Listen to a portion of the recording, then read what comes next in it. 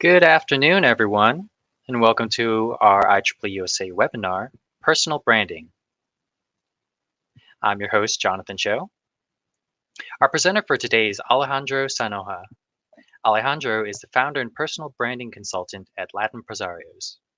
He helps professionals confidently communicate their value and expertise to elevate their professional profile and attract growth opportunities.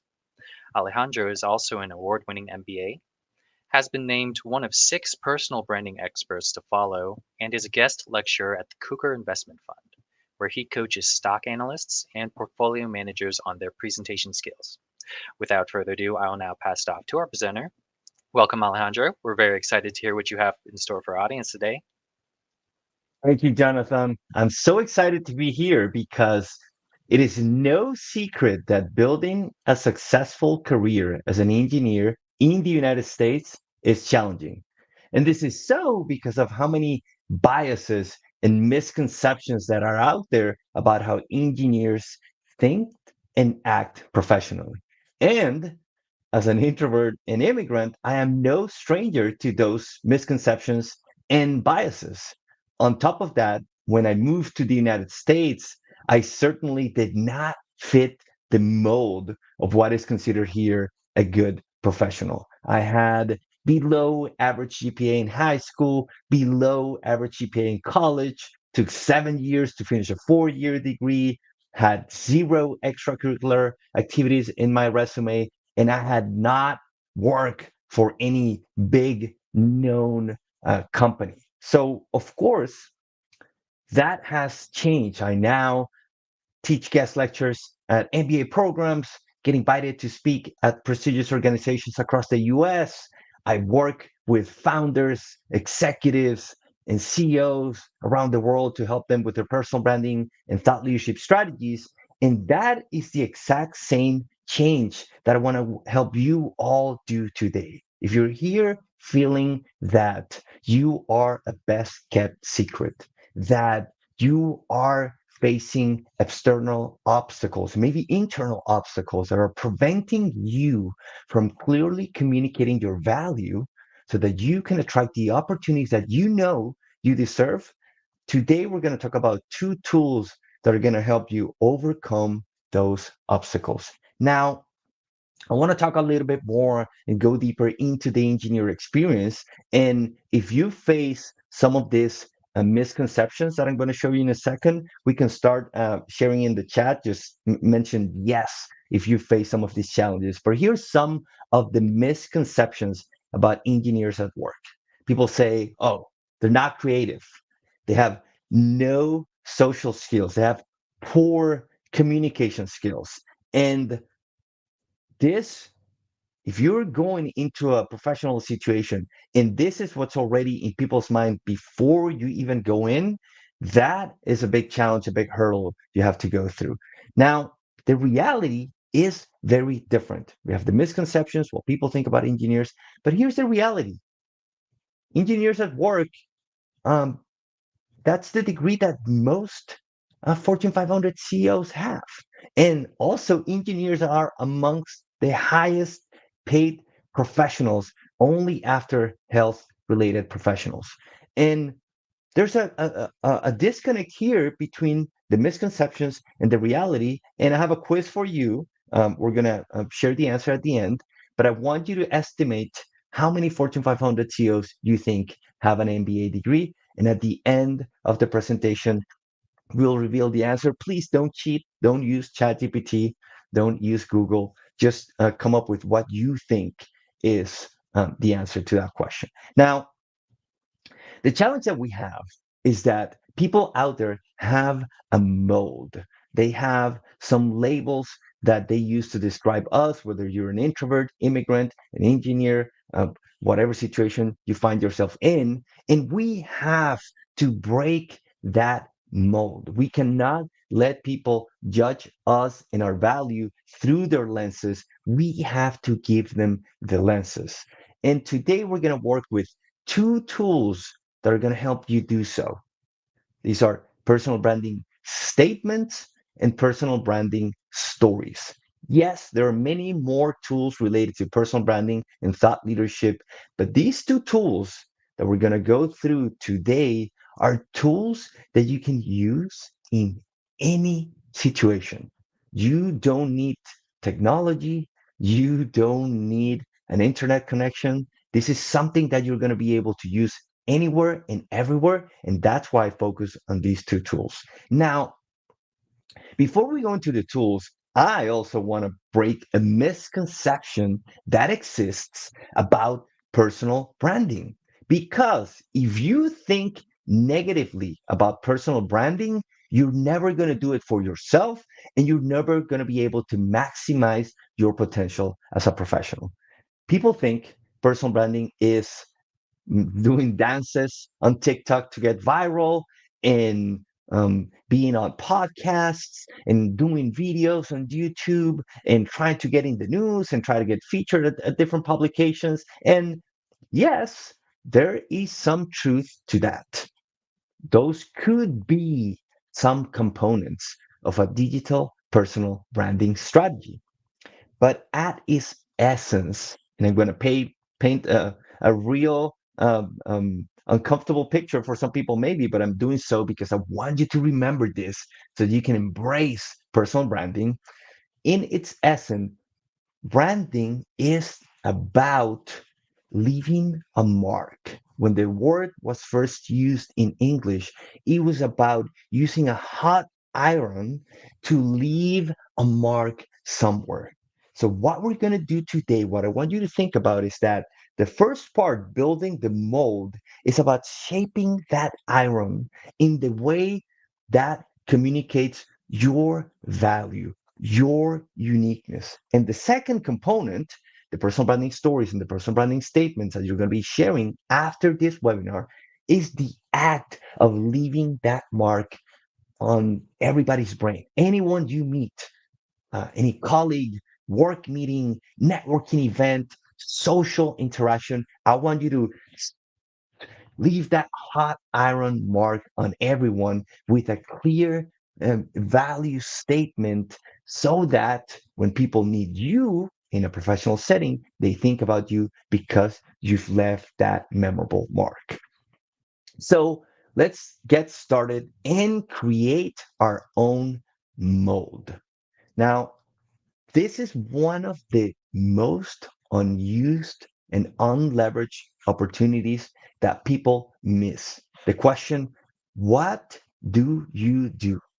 This happens whenever there's a new work team meeting. Hey, let's go around the room and introduce ourselves.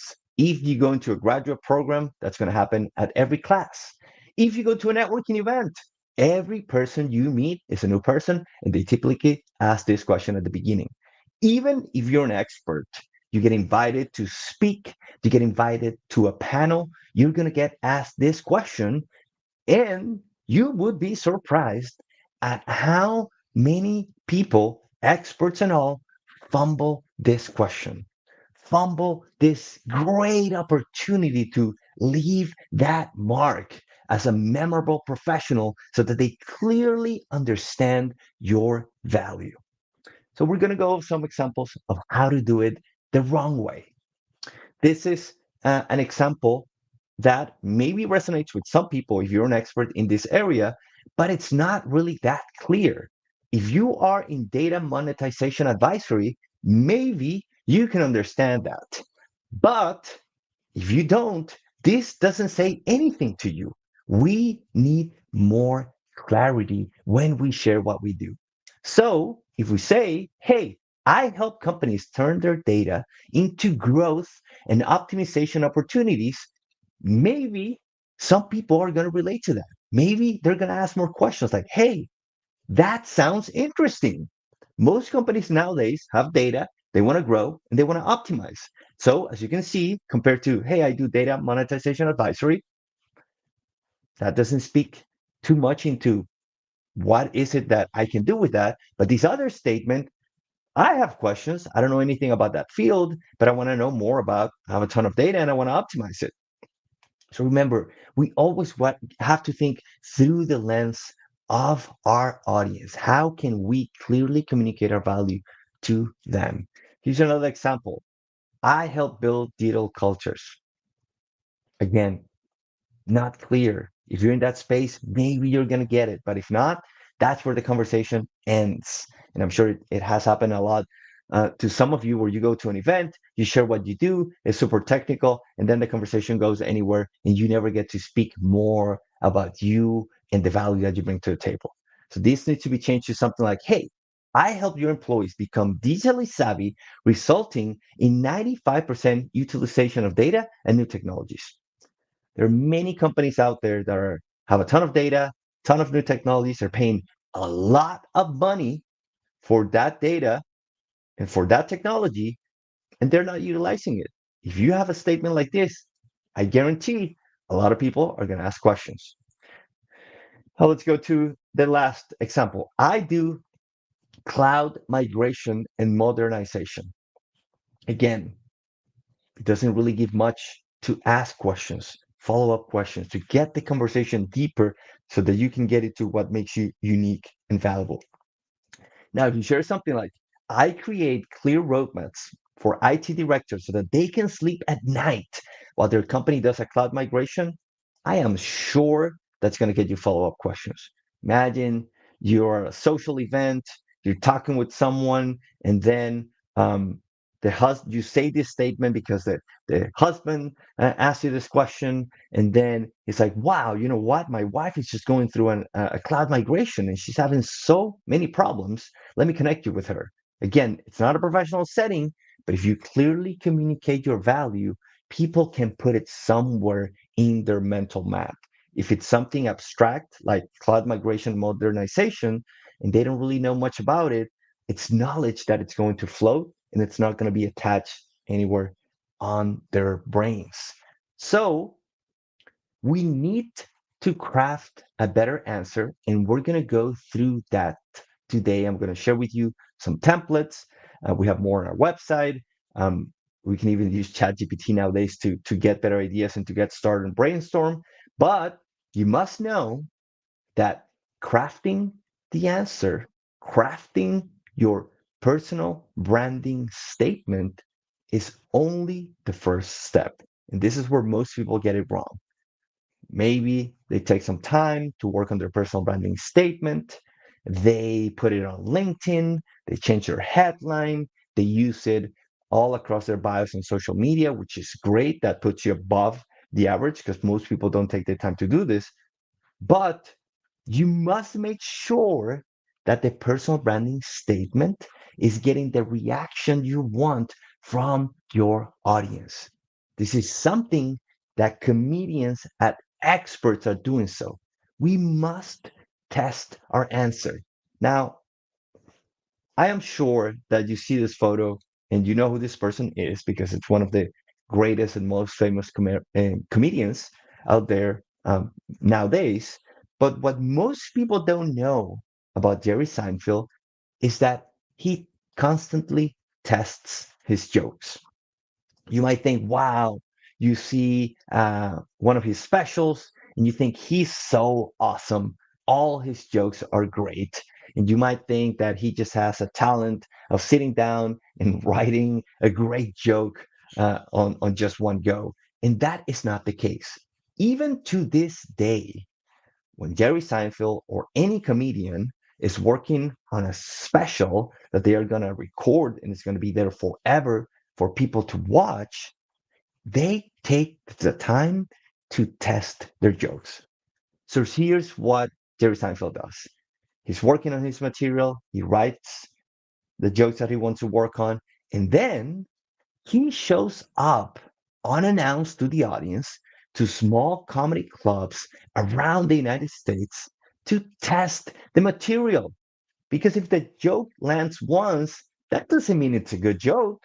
Maybe it resonated with that audience, but what about another audience with different demographics?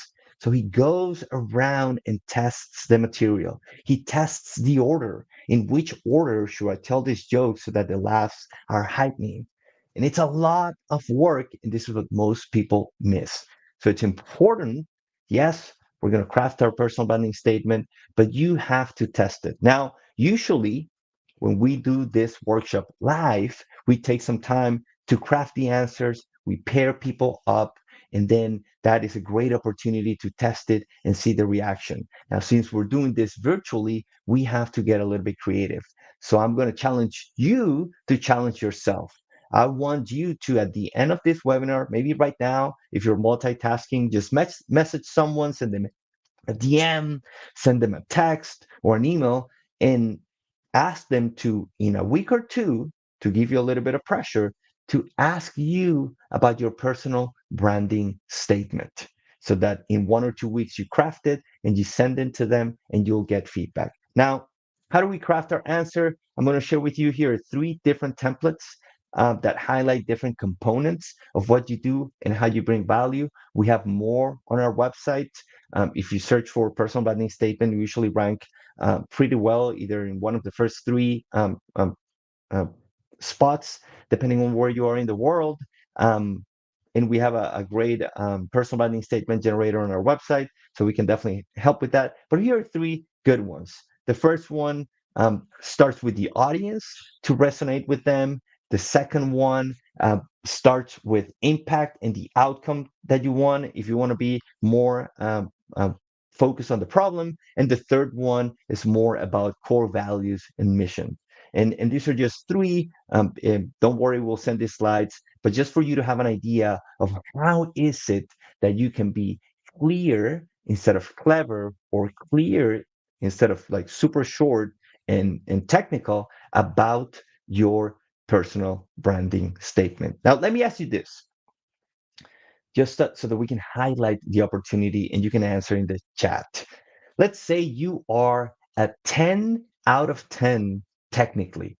You are the best in the world or amongst the best in the world at your technical capabilities.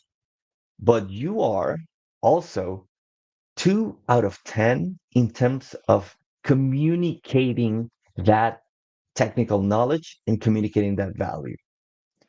How do you think most people are going to perceive you as a professional? As a 10 out of 10 or as a 2 out of 10?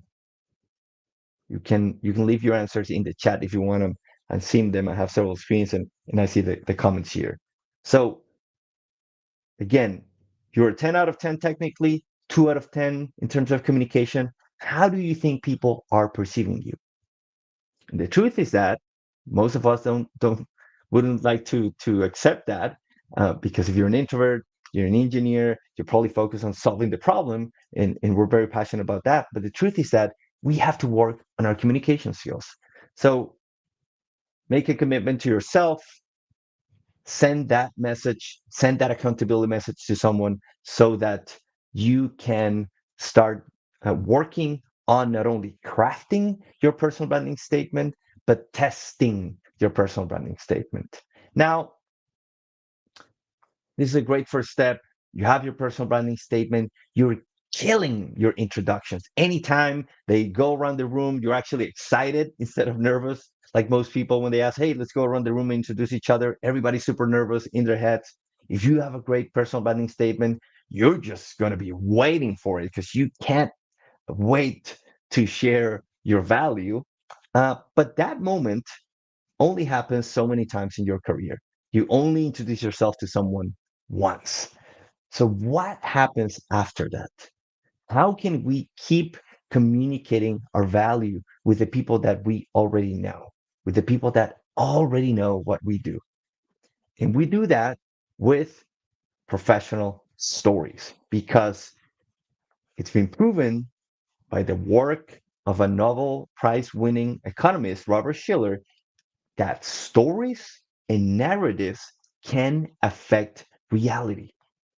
He has done some research on how narratives can affect house prices here in the US. And we've all seen the effects of fake news and the politicians sharing rumors about each other. We're not going to get definitely into that, but we can see the effect of how stories affect reality. And I'm going to give you a couple of examples. The first thing I want you to do is I want you to see this photo and I want you to write in the chat what are some of the thoughts, emotions, and ideas that come to mind when you see this photo. The truth is that probably is not positive things. Most people associate sharks with death, danger, killing, and negative things. And that is not close to reality.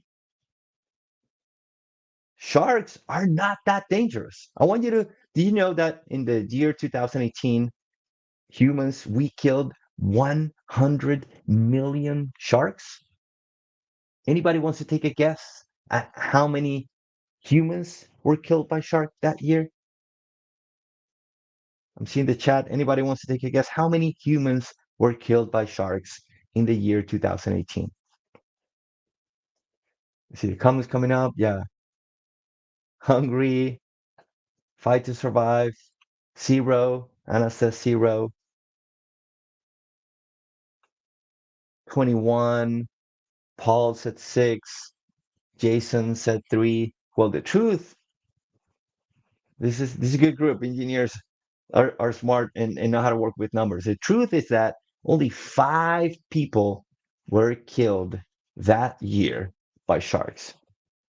We killed 100 million of them. They killed 5 of us. So it means that per every human that sharks kill, we killed 20 million of them. So you tell me who should be afraid, sharks or us? Now, this is not the reality. In reality, there are many other things that are more dangerous than sharks, that kill way more people per year than sharks. So, driving, food poisoning, even champagne corks kill more people than sharks every year. That means that you should be more afraid to go on a Sunday doing brunch with friends than swimming with sharks because you're in more danger when you go to that brunch instead of swimming with sharks. That is how crazy this situation is, how out of touch with reality. And this all happened, the bad reputation that sharks have, it's because of a well told story. If you want, you can take a guess in the comments of which story was it that created this bad reputation for the sharks. And it was in the year 1975 that a movie came out, Jaws. Maybe some of you are a little bit too young to have seen that movie, but it was an amazing movie full of suspense because of an accident that happened in production. Um, the mechanical shark, something happened, so they had to change the scenes, and it ended up being way more intense and suspenseful. And people left the theaters afraid of sharks. And right after that, it just went through the roof, the number of commercial fishing and killings of sharks. It was so bad that Shark Week was created to try to repair that reputation. Scientists and people that want to preserve animals realize, like, hey, we're killing too many sharks. That's dangerous. Let's try to repair their reputation with Shark Week. Now, of course, that didn't work. As we know, the truth is not enough to stop a lie that has gone viral from Robert Schiller's research. Let me say that again, because that's very important. The truth is not enough to stop a lie that has gone viral. We've seen that in fake news, in many other sad situations. So this is very important. Here's a made up story that affected reality. So it's important that you leverage your stories. I'm not telling you to make them up. Please be honest. But you have to start leveraging stories so you can change the reality of your career. If you are not where you want to be professional wise, working on your storytelling, on your professional storytelling, could change that trajectory just as it did with sharks. Now, that's just one example. I'm going to share with you another example of how rumor changed reality. I want you to same thing again. Well, I'm not going to ask you what comes up when you see this photo of Genghis Khan, because I don't want you getting in trouble with HR. But the word Mongol or Mongolico in Spanish, it's associated with a lot of negative things, right? Like when you see this photo, you might be thinking about killing and looting and raping, a lot of negative things. And this was the case for many armies and many empires throughout history, but it was not the case with the Mongolians, or at least in the majority of the conquering activities they did. They wanted to preserve life. They wanted to preserve the knowledge that these new cultures had because they wanted to put them to work. Now, if we compare them to other known empires, the reputation is not the same, yet the mark that these other empires have left is bigger. Their footprint around the world. So if we think, for example, about the British Empire, there are Tudor buildings all over Bombay. The Dutch Empire has windmills all over the Caribbean. The Spanish, of course, constructed their style of cathedrals and plazas all the way from Mexico to Argentina. But that was not the case with the Mongols. They trod lightly on the world they conquered. They had no distinctive architecture and they didn't impose any type of language or religion on the people they conquered. Now, on top of that, here's a characteristic about Genghis Khan that it's very unique, which is that he never had to punish any of his generals, and none of his generals ever tried to betray him. Compare that with either reality or stories about empires. If you've seen Game of Thrones, you know how much backstabbing and killing and fighting for power there is. If you read about the Roman Empire, there was a period that nobody wanted to be the Caesar because it meant a short death sentence in a short amount of time. So empires and leading and conquering is related to betrayal, is related to people wanting out and revolts. And here's a leader who conquered people, and people wanted to stay conquered because they actually were better off being part of that empire. And the people that worked with him wanted to stay working for him because he was a good leader. They didn't want to betray him. There was no power struggle. So this reality doesn't sound like someone brutish, barbaric, and that just wants power. So what happened? What is it that changed the reputation that the Mongolians have nowadays? Well, they started expanding. They Part of their beliefs was that people should be able to practice whatever religion they wanted to practice. And they were expanding, expanding, expanding, and getting closer to Europe. Of course, in Europe, the Catholic Church had a lot of power, and they did not like the idea of everyone being able to practice whatever religion they wanted to practice. So they started spreading rumors about the Mongolians. And all that reputation that they have today about being brutish, barbaric, lacking intelligence is because of those rumors that the Catholic Church was spreading. Now, I am sure that either you know of someone or you have been the victim of rumors in the workplace. Again, you don't have to say yes. We don't want to get you in trouble with HR. Don't comment in this part of the webinar. But it is the reality. If you are a threat to someone's career, in some cases, they might spread negative and false rumors about you. Now, here's the key. Why were the rumors about the Mongolians were able to spread in Europe? Because nobody really knew them. If you try doing those rumors, in the places where people already knew them, those were not going to fly because they know the reality.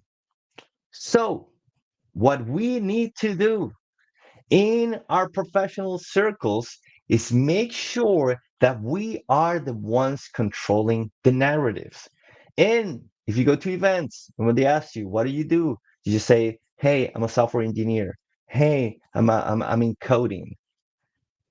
And when they ask something about a project, hey, is there a project that you're super excited about? And you just say, like, yes, we're doing this front end, back end coding with machine learning and data analytics and AI, and it's super technical, and nobody asks follow up questions and it's not memorable. Well, you are not maximizing the opportunities to spread those positive and memorable stories about what you bring to the table and your value. And remember, those stories, that reputation, is what's going to fight for you when people try to spread negative rumors about you and your professionalism. So now we're going to work on how to create those stories.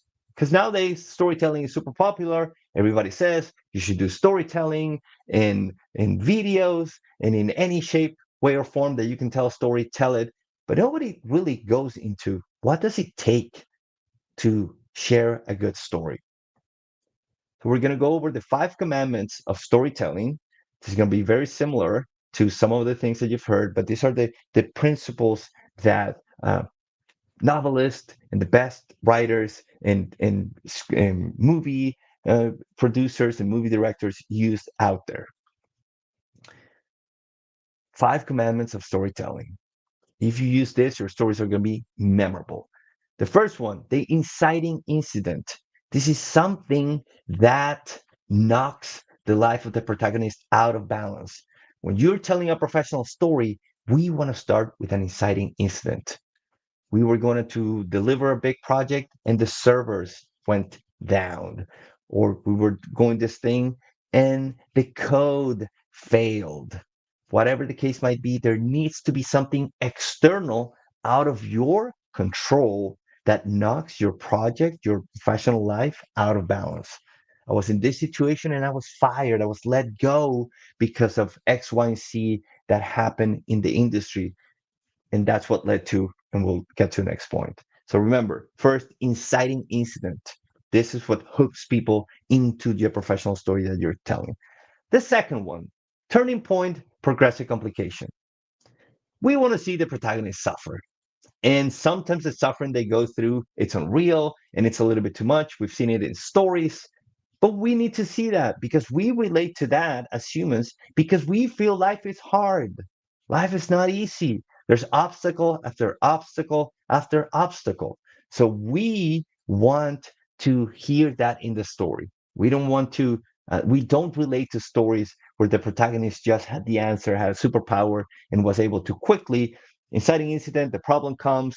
Imagine inciting incident in The Hobbit. Gandalf comes and tells Bilbo, "Hey, we're going to need you to steal some treasure from the dragon." Imagine if Bilbo just like can quickly put the ring and get there with like transportation or some magic and get back. That wouldn't be a story, right? They struggle through the spiders, through the trolls, and many other things, a dragon, etc., etc. And that's why the story hooks us. Same with Harry Potter and any other of the big stories. There's always a lot of complications. Now, there has to be a crisis at some point, a big decision, a big problem. Do we go with cloud servers or do we build our own servers? Right? That's a reconcilable goods. I'm sure both have benefits. I'm not technical in this area, but that's a difficult choice. Or you can go with the best bad choice. Hey, do we let go half of this team or the workforce, or do we risk the company running out of cash flow and going into bankruptcy? That's a difficult decision. That's a best bad choice. Both of those are bad. Letting people go or risking bankruptcy are bad. Irreconcilable goods, cloud servers or in-premise servers, that's irreconcilable goods. All your stories must have a crisis. There has to be a very difficult decision so that people relate to that. Because again, people face difficult decisions in their careers. Should I go with this job that pays more, but maybe doesn't have a lot of room for growth? Or do I go with this job that pays me a little bit less, but I'm going to be learning a lot? Irreconcilable goods, difficult decision, right? So always think through whatever, when you're constructing your professional stories, there needs to be a crisis. After that, we need to have a climax. It's a short moment, usually in every story. The decision is made by the protagonist. And then we have to see the resolution. We need to see the result of that decision. Hey, I took this other job. It didn't pay well, but it had a lot of opportunity for growth. And after 5 years, I was in this other place. It was amazing, all because I was able to do this and learn this X, Y, and Z skill that allowed me to get there. Right. So there always has to be those. Let's review those five: inciting incident, something outside knocks the life of the protagonist out of balance. Then progressive turning point, progressive complication. We need to see them struggle. Life is not easy, and we want to see the people in the story struggle. There needs to be a crisis, ideally best bad choice or irreconcilable goods. Then we see the climax, the decision, and then the resolution. This is very similar to the STAR method that some people use to describe the situation, task, action, result for professional stories. It just goes a little bit deeper into the emotional components that actually make people tick. So if you use these five principles when you are crafting your stories, I guarantee that they're going to land and people are going to ask questions about those. Now, very important, just as with writing your professional statement in your stories is not the only step you need to test them, you also need to collect stories before you can tell stories.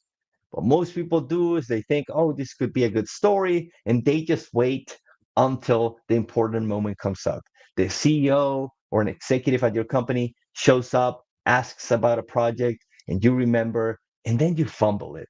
You just go around, the story has no rhythm, um, and you shared information that maybe was not relevant and it was not memorable. Why? Because you didn't collect and work on that story.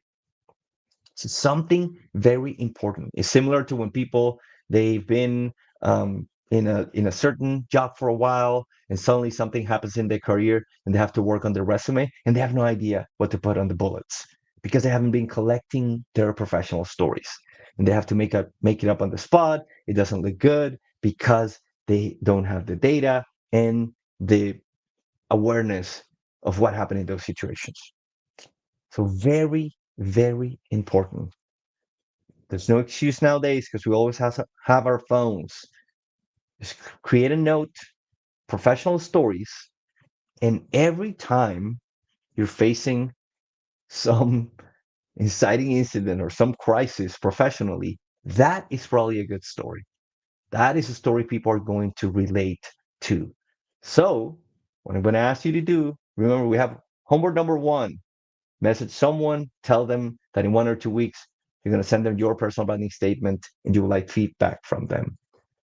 Homework number two: I want you to create that note, whether it's in your computer, your cell phone, by hand if you have a little notebook, but start collecting stories. Anytime something happens, a big project, a big decision, there's a big problem and you're able to solve it, a big fire that you were able to put out. I want you to start collecting those stories. That's first step number one. And then you should make time to weave them into the five principles that we talked about. Now, we've talked about two tools, two great tools that are going to help you clearly communicate your values so that you can start attracting the opportunities that you know you deserve. If you remember, we went through that. If you're a 10 out of 10 in technical skills, but you're not working through these tools and you're 2 out of 10 in communication skills, you will be perceived as a lower value than your technical skills. So we went through these two tools. Personal branding statement. great. You're going to be able to use it every time they ask you, what do you do? And this happens in many situations. Second one, once you know people, you cannot keep introducing yourself. You leverage your personal branding stories. We saw a couple of examples of how a story, a fictional story, or a rumor, or a false story can affect reality. And I want you to leverage that power. Personal branding stories. You need to start collecting them. We also went through some of the obstacles that you're facing. And as you can see, we're tackling all of this with the two tools. They're not creative. Now you're going to be making stories. You've learned about creative storytelling and the tools that I've used to tell some of the best stories out there in the world. No social skills, not anymore. Now you know how to introduce yourself in a way that it prompts more questions, it leads to deeper conversations, and now you know how to tell your professional stories. So there's no way, if you implement the two tools that we've talked about today, that someone's going to be able to say this about you. Now, I gave you a little bit of a quiz at the beginning. Estimate how many Fortune 500 CEOs have an MBA. So we saw that yes, engineers, that's a degree that a lot of the Fortune 500 CEOs have. They're the highest paid professionals, and there was a disconnect. What was going on with their communication skills and misconceptions? The truth is that more than 70% of Fortune 500 CEOs, and depending on the year this changes, have an MBA. And something that happens in an MBA is that they focus a lot on your communication skills. You have business communication skills, you have personal branding courses, you have negotiation courses. So there seems to be data that shows that those people that go and have an undergraduate degree as an engineer, later on, they have an MBA and they work on their communication skills to get to the next level. So if you're thinking about an MBA, that's a good idea, but you don't need to do it if you don't want to, because to get to the next level, today we talked about those two tools that can help you get to the next level. So remember, do your homework, contact someone, start collecting your stories, and those are the steps that you need to take to go past those challenges. I guarantee it was the same when I arrived to the United States. I struggled with the language. I thought, hey, I'm just going to get A's, I'm going to get good grades, and that's what's going to help me um, take my career to the next level. And it turns out that it was that was an important part of it. Like we talked, like yes, keep your 10 out of 10 in your technical skills, but I had to work on it, do improv comedy, and go to Toastmasters and do as many workshops on my communication skills to get to the next level. And that's what's been able to help me get to where I am today and to be able to help people like you who are struggling with this. So I am grateful to be here today with all of you. I faced so many challenges in my career that I'm always I'm grateful for the opportunity to share what has worked with me. Like I said, if you want to go to our website, there's a personal branding statement generator there, and we go deeper into also the 5 commandments of storytelling. Please connect with me on LinkedIn. I'm happy to answer your questions there. Yeah, I know we have a little bit of time, so if you want, Jonathan, we can open it up for questions. Fantastic. Thank you so much, Alejandro. So, folks, we are at the Q&A portion of the webinar. Please post your questions in the comment section and we'll load them onto the stream for Alejandro to answer. We did receive some questions earlier in the webinar that might have been answered already, but we'll go ahead and answer them again for our viewers who tuned in later during the presentation. So, Alejandro, going from the beginning, we'll get some of the first questions that was asked.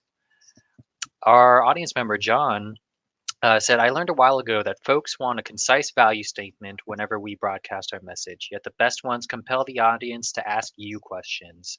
He goes on to ask, how should we think of adding mystique to value statements? That's a good point because you do want to add a little bit of mystery into your stories. But I would say first go with clear. You can't go wrong with people nodding when you share your personal branding statement and with them maybe asking 1 or 2 follow-up questions. The mystique to the value statement, you might add it later on once you have one that lands and it's leading to deeper conversations, maybe you can add a certain number, something like I do this and we've helped um, organizations grow 120% year over year. And that's kind of like the mystique component. You don't mention the tool or what you do, and they'll ask you about it. And you can play with it. Sometimes, for example, I give an answer when people ask me, what do you do? I say, whatever it takes. And then a moment of silence and people laugh. And then later on, um, I ask about them and then they really want to know, no, but really, what do you do? And that's kind of like that mystic component, that initial statement instead of actually saying it. Of course, that works, for example, in a networking situation. That wouldn't work if I'm introducing myself um, to a group or in a different situation. But I would say, John, great that you're thinking in those terms. Just test it out. Write one that is super clear and concise. And once that one is nailing the reaction that you want, then you can play with others to add the mystic component. Great. Thanks, Alejandro. And thank you, John, for the question. I hope I don't butcher this name. Utara mentions, I had unexpectedly run into an executive, and the only way I got his attention was addressing him with his full name. Follow-up question came in next. Probably not an uncommon situation. I'm sure you got to do whatever you have to when in the spur of the moment. So thanks for that. Audience member Jason, and I think this was in regards to when you were talking about crafting your value statement. Jason mentions you could use your company's mission statements to tell someone what you do. Then you can go into details since they are going to ask, hopefully, for more details. Very true. Yeah, and any thoughts on that, Alejandro? That works. Probably if you're the founder or the CEO, where you had a say in the mission statement, or if you truly resonate with your company, it might be. I would recommend to craft your own personal mission statement so that you can um, use that personal opportunity for them to connect with you. But absolutely, that I would say that second part of like then going into the details. Um, Instead of like hopefully ask for more details, you should always get a question. That's what I Hmm. would change.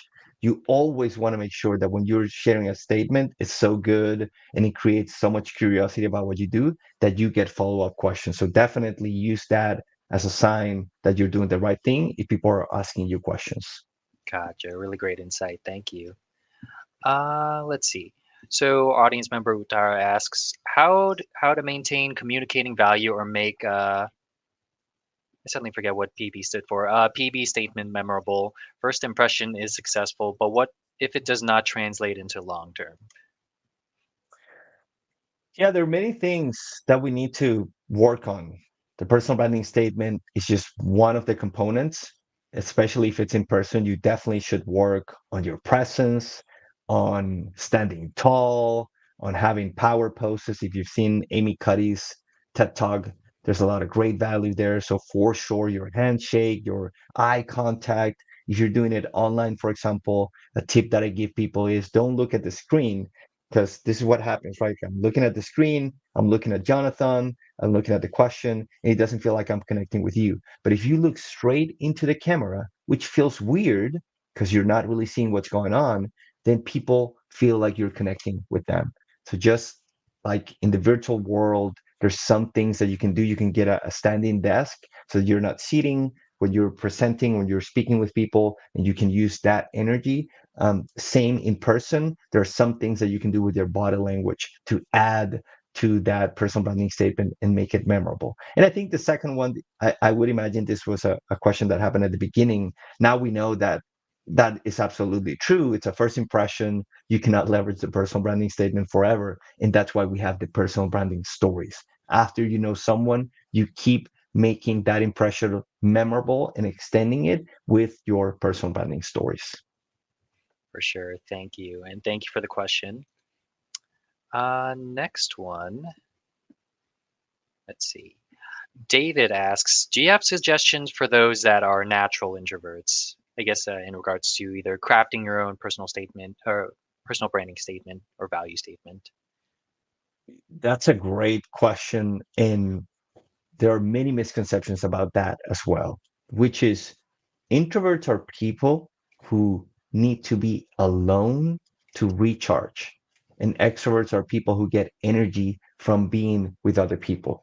Now, in that same graph, we could add shyness, which is a whole different component.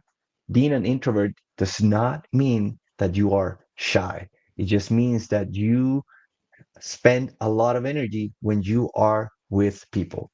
So what I would recommend is you got to work that muscle. You got to get comfortable with extending your time in front of people. You got to get comfortable with verbalizing because we're always in our head and with our thinking, and we have a deep internal world. We need to externalize that. So I would recommend if you're a natural introvert, go put yourself in an uncomfortable situation. When I moved to the US, I did improv comedy. I still do it two, at least 1 or 2 weekends of every month. I'm performing in a theater. I do. I did Toastmasters for a while. Volunteer to be the presenter when your team needs a presenter, and make sure you prepare. Usually, we have to prepare way more than extroverts, and that's fine. But the important thing is that number one, you're working on those muscles so that you can play the extrovert game when you need it. That's number one. And then number two, you have to be true to yourself. You have to retreat. If it's a 5 day conference, maybe you go 3 days and a half. Maybe you go 2 days, the third day, you disappear, and you take some time to recharge. And then after you recharge, you go the other 2 days and you just do four instead of five, but you do those four at 100%. So learn to listen to yourself and your signs so that you can be alone in whatever setting you need to be so that you can recharge and be at 100%. But don't forget to work on those muscles because, at least in this culture, if you've read Quiet, um, you probably know that for good or for bad in the US, it's more of a speak first and think second type of work culture. In other cultures, in South America, in most Asian countries, is think first and then speak. And that's what leads most of us to missing those opportunities. So you definitely need to work on your extrovert muscles so that when it's needed, you can speak first and think second and maximize those opportunities that come up. Really great advice. Thank you. As a person, as a introvert myself, I can definitely resonate with a lot of those situations that you've just um, demonstrated as well. So thank you. And thanks for the question, David. Our other audience member, David, asks, how would you alter the advice you had given to someone who is nearing retirement age, maybe about 5 to 10 years away, and is about to perform consulting as just themselves or so as a sole proprietor? Any thoughts? I would say it's even more important in that setting because when you work for a big corporation, a big company, sometimes because of what they do is known, you can get away with not being clear. But if you're working on performing as a consultant for yourself, as a sole proprietor, you need to nail this game. Everything you say needs to be a great personal branding statement or a great story that communicates your value because that's what you're going to leverage to get clients and to provide value for others and to be able to charge what you're worth. If you've been consulting for a big company, you're behind that logo and that brand. If you do it for yourself, you need to clearly communicate what is it that others get when they work with you. So in that case, David, I would say the way I would alter the advice is that for you it's not homework what we talked about today. For you it's like a must, and you need to work on this, and you need to start collecting and putting those stories together. So the stories that I've shared today, what we've talked about today, I've practiced it so many times and tweak the story about the sharks and where do I put the reveal of the movie, and it's a lot of work. So for you, that's what I would say. You definitely need to, just as if you are going to the gym 3 to 5 times a week, at least 1 to 2 times a week, you need to start working on your personal branding statement and your personal branding stories because you're going to depend on that when you go into consulting for yourself. Really great. Thank you. And thank you, David, for the question. So this last comment, just wanted to highlight from one of our audience members, Raymond, mentions IEEE members can volunteer with our local sections or chapters to run meetings and social gatherings. So without trying to market IEEE and our organization, yes, Raymond is very much correct. IEEE does allow or have many opportunities for individuals, both introverts and extroverts alike, to socialize, gather, just to find their own personal professional home. So yeah, if you aren't a member or are interested, please check out your local sections. And with that being said, we are near the end of the hour, so we're going to wrap up the Q&A segment. Unfortunately, we are out of time. Alejandro, thank you so much for joining us today and giving your expert insights on how people can confidently communicate their value to attract opportunities. Based on feedback that we've received from our audience so far, looks like it really resonated with a lot of people. So thank you so much again. Thank you for having me. And as you know, please feel free to reach out. I'm always happy to help fellow introverts and immigrants and people who are struggling to communicate their value. For sure. And thank you to our audience for tuning in and for your great questions as well. Again, if you enjoyed this webinar and would like assistance in crafting your own personal branding strategy, you can reach out to Alejandro for a consultation at latinpresarios.com. We've also included it in the comment section, and we will shortly. We'll also be including it in the post-webinar survey that we'll be sending out post-live stream. You can keep an eye out in your inbox for the next day or so. There will also be information about receiving your professional development hours for those who are seeking it. Before we close it off, I'd like to make a couple special announcements. First, for those who tuned in to the beginning of the live stream, you may have watched our short Alaska cruise promo video. Stick around to the end because we'll be showing the full version after this announcement. Second, for those who are unaware, IEEE-USA is on TikTok. Be sure to check us out and give us a follow on there and our other channels, and check back daily for future live stream updates. Have a great day, everyone, and we'll see you again next time.